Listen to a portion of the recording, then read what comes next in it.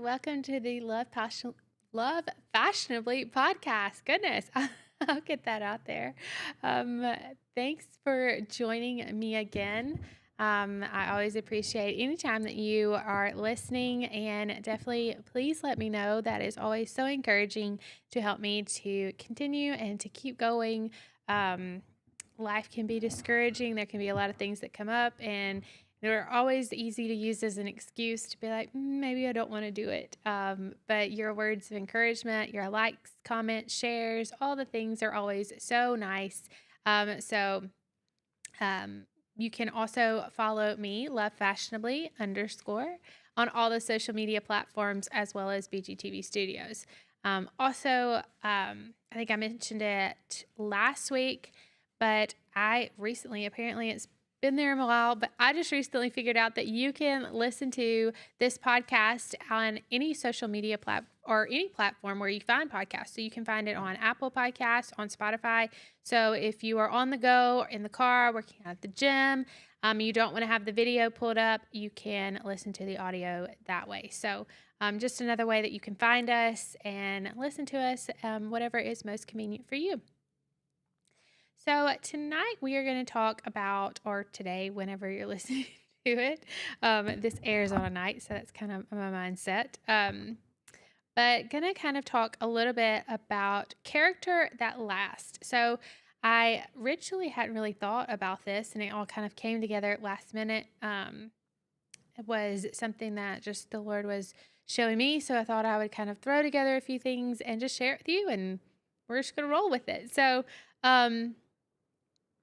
the first verse I have is Matthew 5:16. And so it says, "So don't hide your light. Let it shine brightly before others, so that your commendable works will shine as light upon them. And then they will give their praise to your Father in heaven."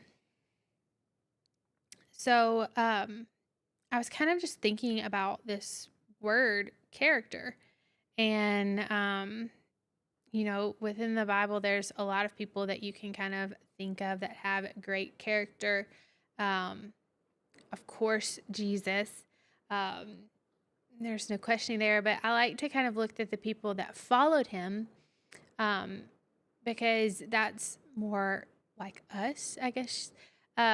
Where we are supposed to be like Jesus, but those ones that followed him that were already on earth, they have a little bit more flaws, and so I can relate to them a little bit more and a little bit better. And so I was thinking, first of all, like Paul had great character, and I was kind of thinking about someone that had that great character, like for as long as you knew their story in the Bible. And I was like, okay, well, Paul had great character for a moment, but he was Saul before that, and that was a little iffy. So then I started thinking some more, and I thought about John. So John the Apostle, not John the Baptist. They're different if you were not aware. So this is John the disciple that followed Jesus. And so we can find a little bit of a story. And I had like a few verses just to kind of share like his posture and his mindset. And so in John 19:26-27, it says, "When Jesus saw his mother standing there beside the disciple he loved." So John is the one that, in the New Testament, the book, that's that John. And he also refers to within his book, refers to himself as the one, the disciple that Jesus loved. So he's talking about himself here. Standing there beside the disciple he loved, that's John. He said to her, "Dear woman, here is your son." And he said to the disciple, "Here is your mother." And from then on, this disciple took her into his home. Jesus says this from the cross. So he is dying on the cross. It's taking everything he has within him just to get out a few breaths. And he says these few statements here to John. And so that lets me know right off the bat that John is very important to Jesus, because he's giving the care of his mother to John, but also the fact that he had a few last things he wanted to say from a position that was extremely hard for him.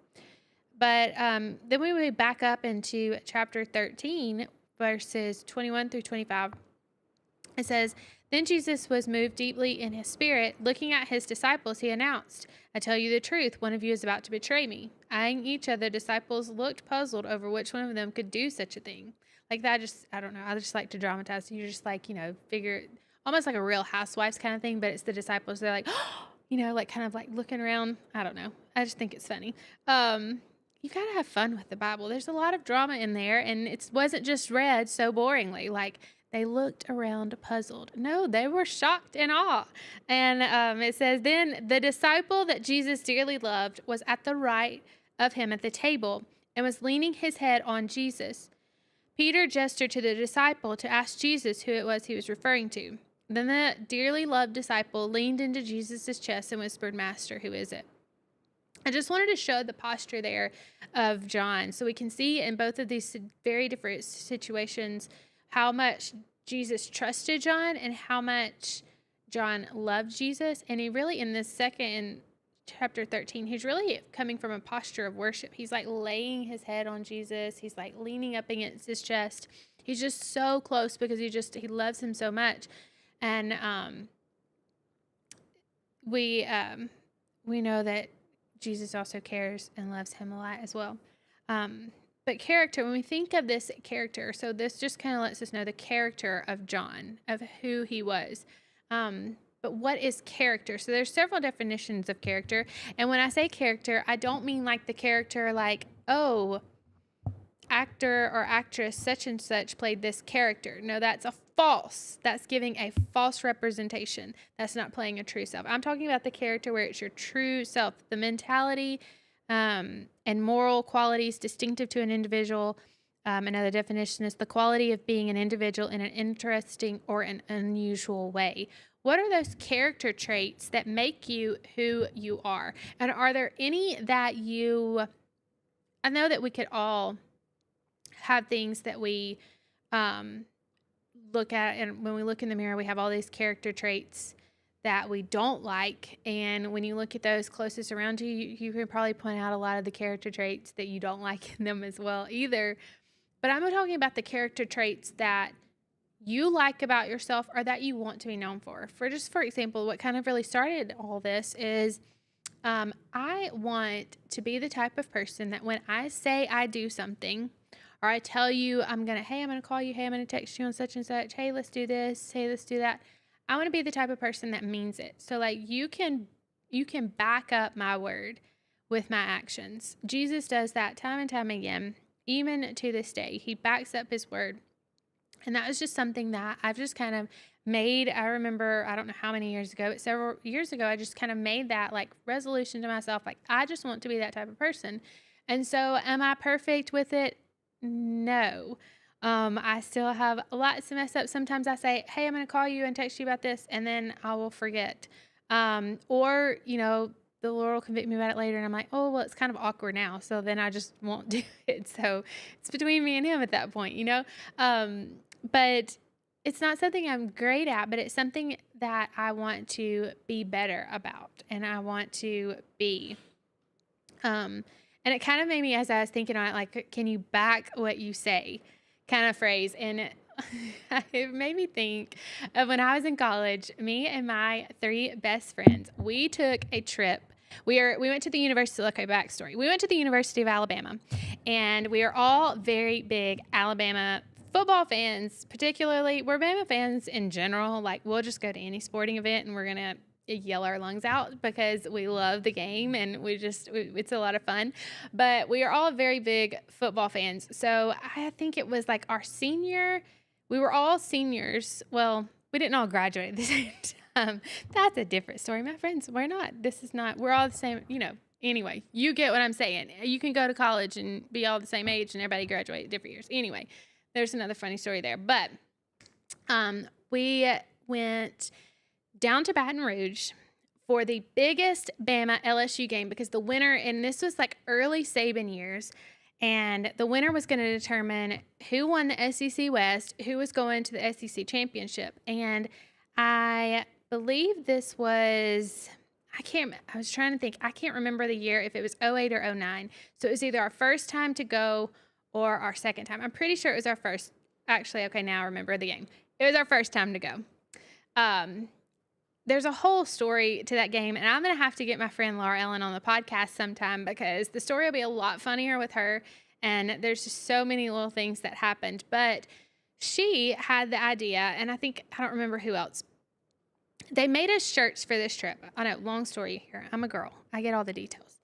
They made us these shirts to go down to Baton Rouge, and everybody had another color. Mine was pink and purple, of course, and they had this like poem saying on the back. Okay, we wear this on the front. It says, "How strong do you like your coffee?" Because Glenn Coffee was our running back, and so we go down in a bright red Suburban with our windows painted with Alabama flags, 4 girls, mind you, and these shirts on into Baton Rouge, like hostile territory. Okay. And our shirts say something, I don't remember the whole thing, but part of it says, "You talk a big game, can you back what you say? Because Saban's with us and we're ready to play." And then I said something else, and it's like, "Get over it, Tigers, it's going our way." And just, long story, but that whole "back what you say" really made me, I mean, obviously I love sports, but like it just kind of made me think of that. Like, can you back what you say? Can your actions back what you are talking? And that's just so relevant when we're looking at in the sports world. Everybody kind of has that. We have that competitive ego, if you will, that we expect the best and we'll talk a big game. But sometimes what happens, whether it's from the players on the field or all fans in the stands, it doesn't always go our way. And that can be hard. And so, again, I've just kind of made it my resolve that, so I want my words to have meaning, and I want them to have power, and I want them to have an action that follows. And so if I say it, I want it to mean it. And I'm following the example of Jesus. This is not I'm not saying this is something that you have to do or you must do. I'm just kind of giving you an example of a character trait within me that I'm trying to develop to be more like Jesus every day. It's what we're all supposed to be doing on this journey and this walk with the Lord. He's telling us, hey, in this area, why don't you try to do this?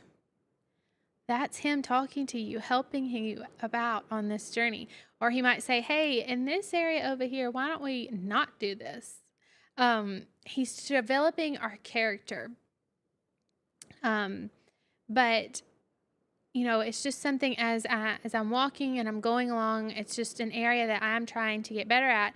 And Jesus, everything that he says, you can back it. Whether in his word, sometimes he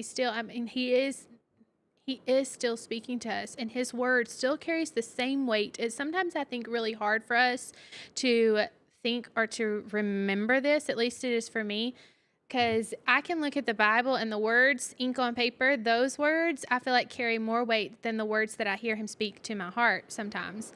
And that's not the case, because the words on that paper were once spoken to someone's heart. They just had the audacity to write it down and to put it into print form for us. Whereas he is still speaking, and those words carry the exact same weight as his other words.